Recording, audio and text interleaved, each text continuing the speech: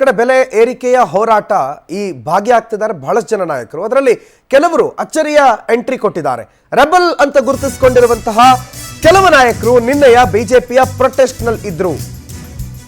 Rebel team ಅಲ್ಲಿ ಇದ್ದಂತಹ ವಿಜೇಂದ್ರ ಅವರ ನಾಯಕತ್ವವನ್ನು ಒಪ್ಪದೇ ಇದ್ದಂತಹ ಬಿಪಿ ಹರೀಶ್ ನಿನ್ನೆ ಬಂದಿದ್ರು. ಅವರು ಬರ್ತಾ ಇದ್ದಂಗೆ ಧರಣಿಗೆ ವಿಜೇಂದ್ರ ಅವರಿಗೆ ಜೈ ಅನ್ನೋ ಜಯಘೋಷಗಳು ಕೇಳುತ್ತೆ. ಮುಂದಿನ ಸಿಎಂ ವಿಜೇಂದ್ರ ಅನ್ನುವಂತ ಜಯಘೋಷಗಳು ಕೇಳಿಸುತ್ತೆ.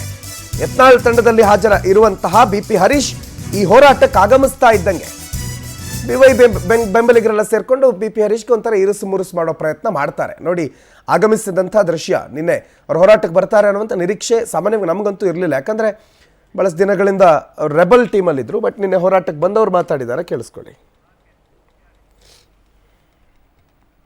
ಹೋರಾಟದಲ್ಲಿ ಭಾಗವಹಿಸಿದ್ದೀನಿ.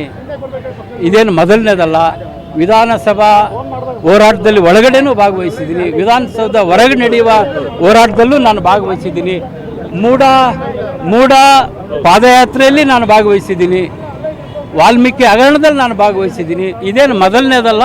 ಹಾಗಾಗಿ ನಾನು ಎಲ್ಲ ಭಾರತೀಯ ಜನತಾ ಪಕ್ಷದ ಕಾರ್ಯಕ್ರಮದಲ್ಲಿ ನಾನು ಭಾಗವಹಿಸ್ತೀನಿ.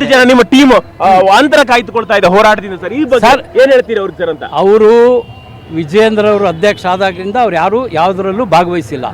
ಆದರೆ ನಾನು ಯಾವುದೇ ಒಂದು ಕಾರ್ಯಕ್ರಮ ಬಿಟ್ಟಿಲ್ಲ. ಇದು ನನ್ನ ಹೋರಾಟಕ್ಕೆ ಬಂದಿದ್ದೀರಿ, ಕಾಂಪ್ರಮೈಸ್ ಮನಸ್ಸಿತ್ತು. ಯಾಕಂದ್ರೆ ರಾಜ್ಯಾಧ್ಯಕ್ಷ ವಿರುದ್ಧ ಅಲ್ಲ ರೀ, ನಾನು ಬೇರೆ ಕಾರ್ಯಕ್ರಮದಲ್ಲಿ ಬಂದಾಗ ಯಾಕೆ ನೀವು ಈ ಪ್ರಶ್ನೆ ಕೇಳಲಿಲ್ಲ? ಇವತ್ತು ಅನೇಕ ಹೋರಾಟದಲ್ಲಿ ಇದ್ನಲ್ಲ, ಯಾಕೆ ಈ ಪ್ರಶ್ನೆ ಮುಂದುವರಿತದೆ ಸರ್? ಹೌದೌದು, ಅದರೊಳಗೆ ಬದಲಾವಣೆ ಆಗಬೇಕು ಅಂತೀರಿ? ಇಲ್ಲ, ಹೌದೌದು, ಬದಲಾವಣೆ ಆಗಬೇಕು. ಇದಿಷ್ಟು ಶಾಸಕ ಬಿಪಿ ಹರೀಶ್ ಅವರ ಮಾತುಗಳು. ಕ್ಯಾಮರಾಮನ್ ಸುಧೀರ್ ಜೊತೆ ರೂಪೇಶ್ ಬೈಂದೂರು, ಪವರ್ ಟಿವಿ, ಬೆಂಗಳೂರು.